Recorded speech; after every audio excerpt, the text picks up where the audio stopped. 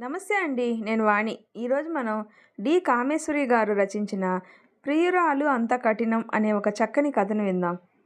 పెళ్లికి ముందు నేను ఆ అమ్మాయిని ప్రేమించాను. నన్ను మోసం చేసి అమెరికా సంబంధం అని వేరొకరిని పెళ్లి చేసుకుంది. ఆమె జ్ఞాపకాలను చెరిపేశాను. కానీ నేను నీ వాడిగా మారేందుకు కొంతకాలం పడుతుంది అని శోభనం రోజే ఆ భార్యతో తేల్చి చెప్పాడు ఆ భర్త. సరిగ్గా ఏడాది తర్వాత తన మాజీ ప్రేయసి అతడిని వెతుక్కుంటూ ఇంటికే వచ్చేసింది. అప్పుడేమైంది? అసలు కథ వినండి. నువ్వు లేకుండా బ్రతకలేను. నీవు లేకపోతే నా ఉనికేముంది? నా ప్రేమ నీవే, నా విరహానివి నీవే, నా బాధ నీవే, నా ఓదార్పువి నీవే. ఎంత అద్భుతమైన ఆవేదన దాగి ఉంది ఆ వాక్యాలలో. ఆ గొంతులో ఎంత విరహం, వేదన దాగుంది. ప్రేమ, విరహం, బాధ. ప్రేమ ఎంత మధురం, ప్రియురాలు అంత కఠినం. ఎందరో కవులు ఎంత గొప్ప విరహబాధ వ్యక్తపరిచారు. వీధివైపు బాల్కనీలో చీకటి మాటున ఫేమ్ కుర్చీలో కూర్చొని పక్కన మందర స్థాయిలో 2-in-1 మధుర గీతం ఆలపిస్తుంటే బయటపడుతున్న తుంపర తనతో పాటు చక్కని పిల్లతెమ్మెరని తెచ్చి పన్నీరు చిలకరించినట్టు చిరుజల్లు మండుతున్న మనసుని ఓదారుస్తున్నట్టు చల్లగా తాకుతూ పులకరింపచేస్తూ వీధి లైట్ల వెలుగులో కరెంటు తీగల నుంచి ఒక్కో నీటిపట్టు జారుతూ పొడిమి తల్లి దారంలో ముత్యాలు గుచ్చుకుంటున్నట్టు నీటి వెలుగుపడి మెరిసే నీటి ముత్యాలు, బెంగగా తలలు వాల్చిన మందారాలు, సగం రాలిన రేకులను చూసి కన్నీటి బొట్లు రాలుస్తున్నట్టు గులాబీ నుంచి జారిపడే నీటి బొట్లు, వెలుగులు చిమ్మే మెరుపులు. ఆ వాతావరణం ఓహ్! చూడగలిగిన మనసుంటే ప్రకృతి ఎన్నెన్ని అందాలను చూపెట్టి పరవశింపచేస్తుందో. మనసును తట్టి కుదిపి లేపి ఎన్నెన్ని జ్ఞాపకాలను కళ్ళ ముందు పరిచి మూగబోయిన మనసు ద్రవించి కళ్ళ ముందు పలచటి నీటి పొర. ఆ తెరలో నుంచి ముగ్ధ మనోహర రూపం నవ్వుతూ చేతులు చాచి పిలుస్తుంటే వివసుడై అందుకోవాలని ఆరాటంగా చేతులు చాచి ముందుకు వెడుతుంటే ఊరిస్తూ వెనక్కి వెనక్కి అడుగులు వేస్తూ నన్ను అందుకోలేవు, దొరకను నీకు అన్నట్టు మరింత వెనక్కి వెళ్ళి మాయమై రిక్తహస్తాలతో నిలబెట్టి అందకుండా వెళ్ళిపోయింది. ఎటు వెళ్ళిందో తెలుసు, ఎక్కడుందో తెలుసు, కానీ తాను చేరుకోలేని ఆగాధం మధ్య సృష్టించి వెళ్ళిపోయింది. తన తప్పేమిటో కూడా తెలియనంత అయోమయంలో పడేసి మాయమైంది. కలేమోనన్న భ్రమలో కొన్నాళ్ళు, తిరిగి వస్తుందేమో అన్న ఆశ కొన్నాళ్ళు, వస్తే ఎంత బాగుండునో అనే కోరిక, ఇంక రాదు అన్న నిరాశ, మిగిల్చిన జ్ఞాపకాల వేదన, మనసు దిటవుపరుచుకోవడానికి ప్రయత్నిస్తూ కొన్నాళ్ళు. ఆవేదనలో నుంచి పుట్టిన కసి, కోపం ఎవరి మీద చూపించలేక తనని తాను శిక్షించుకుంటూ గుండె చెదిరి మనసు పరితపిస్తూ బతుకు మీద నిరాసక్తతతో ప్రేమ ఎంత మధురం, ప్రియురాలు అంత కఠినం అంత గొప్పగా చెప్పిన వాక్యాలు తన కోసమే రాశారేమో. ఇలాంటి రాత్రులు ఎన్నెన్ని అందాలు, ఆనందాలు ఈ బాల్కనీలో. జీవితం ఇంత అందంగా ఉంటుందా అనిపించిన క్షణాలన్నీ మూటగట్టి తీసుకెళ్ళి తనకి ఏం మిగల్చకుండా దగా చేసిపోయింది. నాన్న, ఏమిట్రా ఇది, ఇలా అయిపోతున్నావు? నేను చూడలేకపోతున్నాన్రా, వదిలేయ్. అలాంటి మనిషి కోసం ఈ దిగులు, వేదన ఏమిటి? నీ విలువ, నీ ప్రేమ విలువ కాదని వెళ్ళిపోయిన వాళ్ళ కోసం నీవెందుకు ఇంత దీనంగా బాధపడ్డావు? నీ వ్యధ, బాధ, ఆవేదన అర్థం కానట్టు వెళ్ళిన దానికోసం ఇంత తపన వద్దురా. నా మాట విను నాన్న. నీవింకిలా ఉంటే నేను చూడలేను. నా మాట వినకపోతే నేను ఇంకిక్కడ ఉండను, వెళ్ళిపోతాను. తల మీద చెయ్యి వేసి ఓదార్పుగా తల నిమిరే తల్లి నడుమ వంపులో తలదాచుకొని అమ్మా అంతకంటే మాట్లాడలేనట్టు నడుం మీద చెయ్యి మరింత బిగించాడు. ఆ రోజుల్లో ఆ ఆవేదనలో అమ్మ కనుక తోడులేకపోతే ఏమయ్యేవాడో. తన బాధ అర్థమైనట్టు మాట్లాడకుండా పక్కనే కూర్చొని చేయి నిమురుతూ నీకు నేనున్నాను అని ధైర్యం చెప్పినట్టు కూర్చునేది. అన్నం కలిపి కబుర్లు చెప్తూ అదను చూసి ఒక్కో స్పూను పిల్లాడి నోట్లో తినిపించినట్టు ఆ మాట ఈ మాట చెప్పేది. స్కూలుకి వెళ్ళనని మారం చేస్తూ నిద్రలేవనని పిల్లాడిని నిద్రలేపినట్టు లేపుతూ తన బట్టలు తీసి ఎదురుగా పెట్టి టిఫిన్ తింటుంటే బలవంతంగా ఒక్కో ఇడ్లీ తినిపిస్తూ గుమ్మం వరకు వచ్చి ఆఫీస్కు సాగనంపేది. అమ్మకు అంతా తెలుసు. అందుకే తన బాధ అర్థం చేసుకుంది. కాలం గాయాన్ని మాన్పుతుందని ఓపిగ్గా ఎదురుచూసింది. 6 నెలలకి కాస్త మామూలు మనిషి అయ్యాడు తను. జ్ఞాపకాల మీద దుప్పటి కప్పి మూట కట్టి అటకెక్కించగలిగాను. ఛ! తనంటే లెక్కలేని దానికోసం ఇంత ఫూలిష్గా, ఇంత నిస్సహాయంగా ఏడవడం ఏమిటి? Sentimental fool. చచ! తల విదిలించి జ్ఞాపకాలన్నీ తరిమి కొట్టాను. కొట్టాను అనుకున్నాను. పర్వాలేదు, రోజులు దొర్లిపోతూ ఉన్నాయి. అనుకునే వేళ విధి మీద దెబ్బ మీద దెబ్బ కొట్టింది. ఒక్కగానొక్క ఆత్మబంధువు అమ్మకు హార్ట్అటాక్. తిరిగి ఆవిడ మామూలు మనుషుల్లో పడటం వింతే అన్నారు డాక్టర్లు. నానా గౌతమ్, నీకోసమే దేవుడితో పోరాడి నా కొడుకుని ఒంటరిని చేసి పోలేను అని వాడికొక తోడు నీడ దొరికే వరకు ఉంచమని బతిమాలి వేడుకున్నాన్రా. దేవుడు దయతలిచాడు. వలవల ఏడుస్తుంటే తన తల నిమురుతూ అంది అమ్మ. అమ్మా, అలా అనొద్దు. నువ్వు తప్ప నాకు ఇంకెవరున్నారు? 10 ఏళ్ల కుర్రాడినే అయ్యాను ఆ క్షణంలో. అందుకే నాన్న, నీకు తోడుండాలిరా. నిన్ను నాలా చూసుకునే అమ్మాయికి అప్పగించే వెళ్తాను కన్నా, నా చేయి పట్టుకుని దృఢంగా అంది అమ్మ. ఆ తర్వాత అమ్మ ఏ మాట మాట్లాడినా, ఏం ఆలోచించినా, ఎవరు వచ్చినా తనకు తగిన ఒక అమ్మాయిని వెతకడం కోసమే. అమ్మా, అన్నీ తెలిసి ఇంకో అమ్మాయిని నా జీవితంలోకి ఎలా ఆహ్వానించమంటావు? నా వల్ల కాదమ్మా. పెళ్లి చేసుకొని మరో అమ్మాయికి అన్యాయం చేయలేను. చూడు నాన్న, ఈ సమయంలోనే నీకు నేనున్నాను అని భరోసా ఇచ్చేవారు ఉండాలి. నీ ఆవేదనలో, బాధలో పాలు పంచుకునే అమ్మాయి దొరకాలని కోరుకో. ఆ వెలితి పూడ్చగలిగే అమ్మాయి దొరికితే ఆ గాయం మాన్తుంది. నిన్ను ఒంటరిగా వదల్లేను. నువ్వు నా మాట వినాల్సిందే. అసలు నాకు ఈ హార్ట్అటాక్ ఎందుకు వచ్చిందో తెలుసా? నీ బాధని, వ్యధని కన్నతల్లిగా చూస్తూ భరించలేకే. పైకి ధైర్యం చెప్పకపోతే నిన్ను రక్షించుకోలేనని నా బాధ గుండెల్లో దాచుకున్నా. ఆ గుప్పెడు గుండె మటుకు ఎంతకని భరిస్తుంది? నేను నిశ్చింతగా బతకాలన్నా, చావాలన్నా నువ్వు నా మాట వినాలి అంతే తేల్చేసింది అమ్మ. అవును, అమ్మను చూసుకోవడానికైనా ఇంట్లో నా అన్న వాళ్ళు ఉండాలిగా. అమ్మను, ఇంటిని ప్రేమగా చూసుకునే అమ్మాయి. నీ ఇష్టం అమ్మా అనక తప్పలేదు. నీకోసం నిన్ను చూసుకోవడానికి కోడలుగా. వద్దు, అలా అనొద్దు. ముందు నీ భార్య అయినప్పుడే నాకు కోడలవుతుంది. చాకిరీ కోసం ఒక అమ్మాయి జీవితం నాశనం చేస్తానంటే కుదరదు. చాకిరీ కోసమైతే డబ్బిచ్చి నర్సుల్ని పెట్టుకోవచ్చు.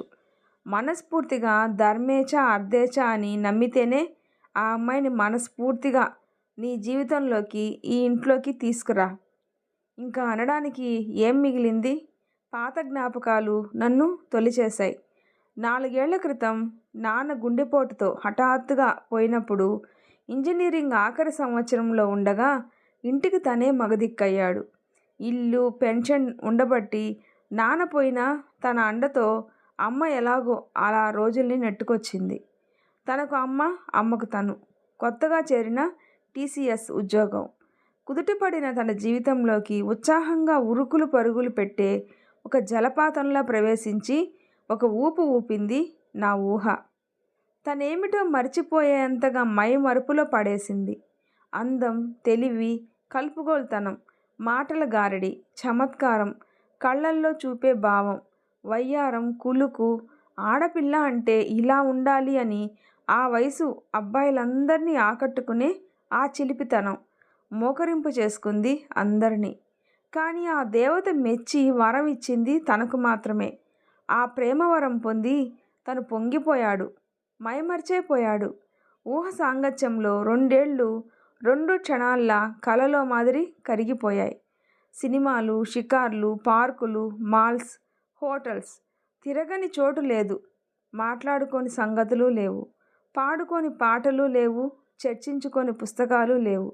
ఏ విషయమైనా అనర్గళంగా అభిప్రాయాలు ప్రవాహంలా దొర్లిపోయేవి ఆమె నోట్లో నుంచి. ఆ తెలివి, పరిజ్ఞానం తన సొంతమే అని మురిసిపోయాడు తను.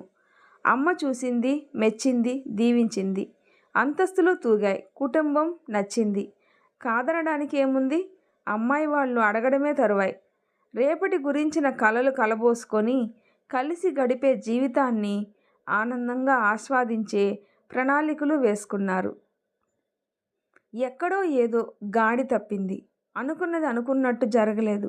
వారం రోజులు ఊహ కేవలం తనకి ఊహల్లోనే కనిపించింది. మాట పలుకు లేదు, ఫోన్ లేదు, ఉద్యోగానికి రాలేదు. తల్లడిల్లాడు. ధైర్యం చేసి ఆమె ఇంటికెళ్ళాడు. ఇంట్లో లేదన్నారు 2 సార్లు. అప్పటికే 10 రోజులు ఎడబాటు. మనసులో దిగులు, ఏదో భయం, అనుమానం. ఏం చేయాలో తెలియని అయోమయ స్థితి. 12వ రోజు మిత్రుల నుంచి ఫోన్లు.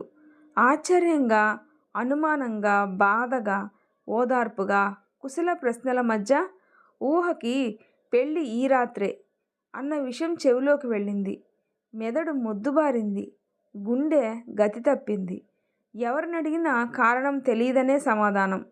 అవతల అమెరికా అబ్బాయి, పెద్ద ఉద్యోగం, వాళ్ళు రావడం, వచ్చి చూడడం, కుదరడం, పెళ్ళి అంతా 10 రోజుల్లోనే జరిగిపోయిందని ఆఖరి కబురు చెప్పింది ఊహ ఆత్మీయ స్నేహితురాలు.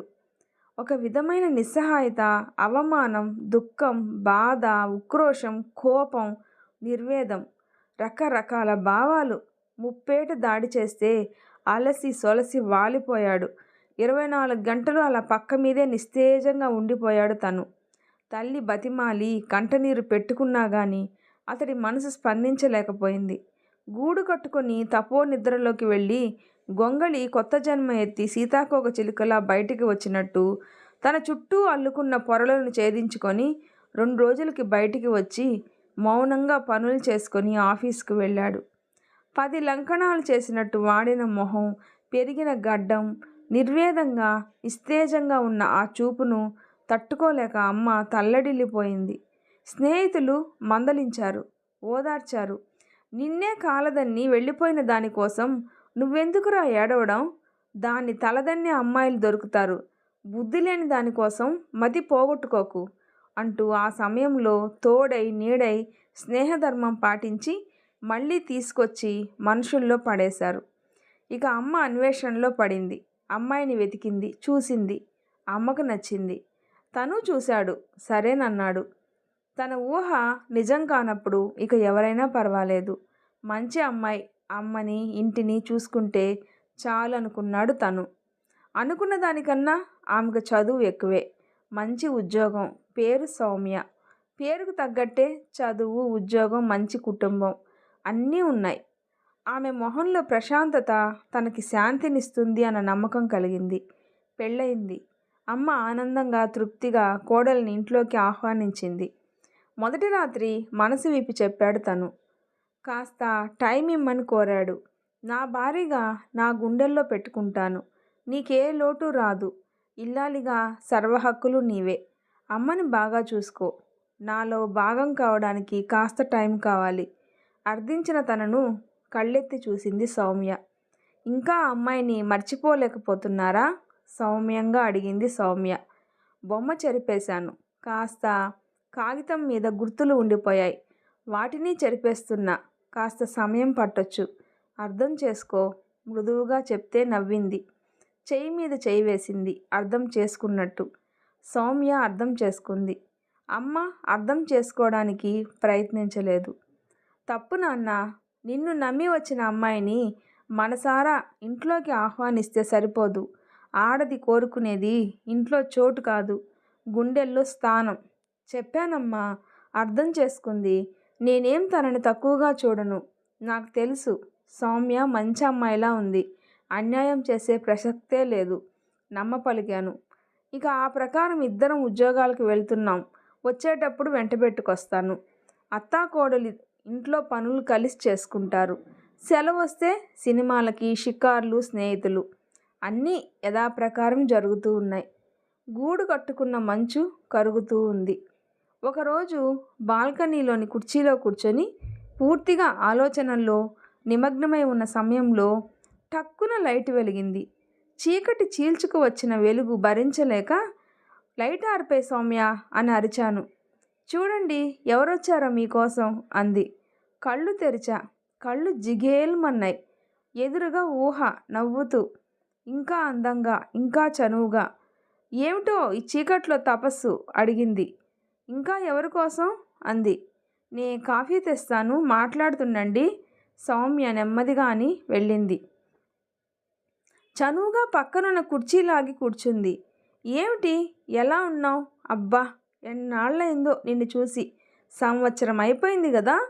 చెప్పు, సంగతులేంటి? ఏం చేస్తున్నావు? ఎలా ఉన్నావు? కింద మీ అమ్మ కంగారుగా కనిపించారు. అమ్మకి బుద్ధి లేదు. తిన్నగా పైకి పంపించడం ఏమిటి? ఆవిడ చెప్పారు నీకు పెళ్ళయిందని. మీ ఆవిడని చూపించారు. నాకు ఏం మాట్లాడాలో తెలియలేదు. కానీ ఎంతో హాయిగా నవ్వుతూ ఏం జరగనట్టే రోజు కలిసే ఊహలా అలా మాట్లాడేస్తూ, ఏమిటి మాట్లాడో? కోపమా? ఇంకా నా మీద కోపం తగ్గలేదా? నీ మీద కోపం ఎందుకు? కోపం వచ్చిందని ఎందుకు అనుకుంటున్నావు? మనసులో ఏదో చిన్న కసి నన్ను లెక్క చేయనిది నిర్దాక్షిణ్యంగా చెప్పా చేయకుండా వదిలి వెళ్ళి ఇప్పుడేం జరగనట్టు ఆ నంగనాచితనం చూస్తే ఏమిటో తనను వెధవం చేసి ఆడించాలని వచ్చిందా? తనెంత గొప్పగా సంతోషంగా ఉన్నానో చూపించి నన్ను కుళ్ళిపోయేటట్టు చేసి ఏడిపించాలనుకుంటుందా? ఆ జానతనం చూశాక మాట్లాడకూడదు అనుకున్నా కానీ అనకుండా ఉండలేకపోయాడు. కోపం ఎందుకు కోపం? అలా నిన్ను పెళ్లి చేసుకోనందుకు కాస్త అనుమానం, రవ్వంత నిరాశ. నీ ఇష్టం వచ్చిన వాళ్ళని చేసుకుంటే నాకెందుకు కోపం? నాకేం లెక్కలేదని చెప్పాలన్న తాపత్రయం. ఊహించని ఆ జవాబుతో మొహం కాస్తంత రంగు మారింది. తర్వాత ఏదో ఓదారుస్తున్నట్టు, గౌతమ్, ఏమిటో అంతా నాకే తెలియనంత వేగంగా జరిగిపోయింది. అమ్మవాళ్ళు ఆ అబ్బాయిని పెళ్లి చూపులకి పిలిచినట్టు నాకు తెలియనే తెలీదు. నేను ఆ అబ్బాయికి నచ్చడం, నేనేమీ ఆలోచించి చెప్పే అవకాశమే నాకు ఇవ్వలేదు. అక్కడికి అమ్మతో అన్నా, గౌతమ్కి ఏమని చెప్పాలి అని. చెప్పడానికి ఏముంది? అవన్నీ స్నేహాలు. పెళ్ళంటే ఎన్ని చూసుకోవాలి? అమెరికా డాలర్ల జీతం, అక్కడ సుఖాలు, అక్కడి స్టేటస్, ఇవన్నీ చెప్పి ఏదో సంజాయిషీలు ఇవ్వబోయింది. అన్నీ నీకు చెప్పి నిన్ను పెళ్ళికి ఒప్పించారు కదా. అంటే అమ్మా నాన్న మాటకి ఎదురు చెప్పలేక మౌనంగా వాళ్ళు చెప్పినట్టు పెళ్లి చేసుకునే రకం అమ్మాయివి పాపం. ఆ ఉద్యోగం, స్టేటస్, డాలర్లు, అమెరికా అన్నీ ఒక త్రాసులో పెట్టి నన్ను మరో త్రాసులో పెట్టి తూకం చూసుకొని ఉంటావు. గొంతులో ఎంత కసి చూపించాలో అంత చూపించాడు తను. నువ్వు ఆడపిల్లవైతే నీకు తెలిసొచ్చేది. వద్దు, నీలాంటి ఆడపిల్ల మాత్రం నాకొద్దు. నాకు మంచే జరిగింది. మళ్ళీ మాటల్లో కసి చూపించా. ఇంకేమంటే, ఇన్నాళ్ళుగా మనసులో గూడు కట్టుకున్న దుఃఖం, వేదన కరిగి బయటికి వస్తాయేమో అంతా బయటికి వెళ్ళగక్కి, నువ్వంటే నాకేం లెక్కలేదు, నువ్వు లేకపోయినంత మాత్రం నేనేం చచ్చిపోలేదు అన్నది ఆమెకు అర్థమయ్యేటట్లు చేయాలని నా తాపత్రయం. కానీ నాకు మాటలు కలిసి రావడం లేదు. నేను చెప్పదలుచుకున్న దాంట్లో చెప్పాల్సినంత తీక్షణత లేదు. గౌతమ్, ప్లీజ్, నీకు తెలీదు నేను ఎంత బాధపడ్డానో. నీకు ఎలా చెప్పాలో తెలియక, చెప్పలేక, అవును, ఒక ఫోన్ చేసి ఇది సంగతి అని చెప్పే సంస్కారం కొరవడిన దానికోసం ఏడ్చేందుకు నేనేం పిచ్చివాడిని, దేవదాసిని కాలేదులే. గౌతమ్, నీ బాధ నాకు అర్థమైంది. ఈ ఏడాది కాలంగా ఎన్నిసార్లు నిన్ను తలుచుకుంటూ. ఇలాంటి మాటలు చెప్పి ఆ కట్టుకున్న మొగుడికి ద్రోహం చేయకు. అర్థం చేసుకో. నమ్మవు కానీ ఏదో చెప్పబోయింది. అయితే ఇప్పుడు వదిలొచ్చేసేయ్. ఇద్దరం విడాకులు ఇచ్చేసి పెళ్లి చేసుకుందాం. నా మాటల్లో వ్యంగ్యం. ప్లీజ్, ఇలాంటి మాటలతో నన్ను బాధ పెట్టకు. నిన్ను చూడాలని వచ్చాను. ఇప్పుడు ఇంకెందుకు అని మా వారు అన్నా కానీ నీకోసం వచ్చా. నా భుజం మీద చెయ్యి వేసింది. చెయ్యి తీ ముందు. నన్ను ముట్టుకునే అర్హతే నీకు లేదు. కటువుగా అని, నీ వల్ల, నువ్వు చేసిన ఈ పని వల్ల సౌమ్య లాంటి అమ్మాయి నాకు దొరికింది. Thanks to you. Now I am happy. నీకోసం అలమటిస్తూ కుమిలిపోతూ ఉంటాను అనే అపోహ నీకుంటే తుడిచేయి. ఇలా మారిపోతావు అనుకోలేదు. నేనుండే ఈ 15 రోజులు నీతో సరదాగా గడపాలని ఎంతో ఎదురు చూస్తూ వచ్చాను. హోదా కోసం, డాలర్ల కోసం ఒకడు, సరదా కోసం ఒకడా? ఇండియాలో కాలక్షేపంగాళ్ళలా పనికొస్తాననుకొని. ఓ, థ్యాంక్ యూ నీ అభిమానానికి. నన్ను ఇలా వదిలేయ్. నీ భర్తకి ద్రోహం చేసే ఆలోచనలు నీకున్నాయేమో కానీ నా భార్యకి ద్రోహం చేసే ఆలోచన నాకు లేదు. చాలా చీకటి పడింది. కార్లు, డ్రైవర్లు ఉన్నా కానీ ఇంత ఆలస్యంగా ఇంటికి వెళ్తే నిన్ను అమ్మా నాన్న తిట్టరు? కుర్చీలో నుంచి లేచాను కోపంగా చూస్తూ. I hate you. అసలు ఇక్కడికి రావడం నాదే తప్పు. ఎర్రబడ్డ మొహం తిప్పుకుంది. మంచిది, ఇప్పటికైనా గ్రహించావు అనగానే ఊహ విసవిసా వెళ్ళిపోయింది. భోంచేస్తుంటే అమ్మ అతడి మొహంలో భావాలు వెతికింది. ఒళ్ళు చేసింది కదూ అంది. అమెరికా నీళ్ళు, అమెరికా డాలర్లు బరువు పెరిగిస్తాయి నవ్వాను నేను. సౌమ్య చిరునవ్వు నవ్వింది. భోజనం అయ్యాక సౌమ్య వంటింట్లో అన్నీ సర్దడానికి వెళ్ళగా చూసి, నేను ఒంటరిగా మీ ఇద్దరిని వదలమని సౌమ్యకు చెప్పి పైకి పంపించాను. ఇప్పటికన్నా మీ భ్రమల పొరలు తొలగిపోతాయన్న ఆశతో అంది అమ్మ. తలాడించాను నేను. సౌమ్య మంచి అమ్మాయి, ఇంకా ఆ అమ్మాయి సహనం పరీక్షించకు నెమ్మదిగా అంది అమ్మ. మళ్ళీ తల ఊపాను. మళ్ళీ బాల్కనీలో కూర్చొని కుర్చీని ఆశ్రయించాను. లైట్లన్నీ ఆర్పుతూ ఇంక పడుకోవా గౌతమ్ అడిగింది సౌమ్య. కాసేపు ఉంటాను, తర్వాత వస్తాను, నువ్వు వెళ్ళి పడుకో అన్నాను. ఓ అరగంటో గంటో ఆ తర్వాత గదిలోకి వెళ్ళాడు గౌతమ్. పక్క మీద అటు తిరిగి నిద్రపోతూ ఉంది సౌమ్య. తలగడలు సర్దుకొని పడుకొని సౌమ్యకి దగ్గరగా జరిగి ఆమె నడుము వంపులో చేయి వేసి పొదుపుకుంటున్నట్లు దగ్గరికి జరిగి పడుకున్నాడు నిశ్చింతగా. చాలాసేపటికి ఆమె చెయ్యి అతని చేతి మీద వేసింది. చాలా రోజుల తర్వాత ప్రశాంతంగా నిద్రపోతున్న గౌతమ్ని అర్థం చేసుకున్నట్టు. ఈ వీడియో నచ్చితే ప్లీజ్ లైక్ చేసి షేర్ చేయండి, సబ్స్క్రైబ్ చేసుకోండి. స్టోరీ ఎలా ఉందో తప్పకుండా కామెంట్ చేయండి. Thanks for listening.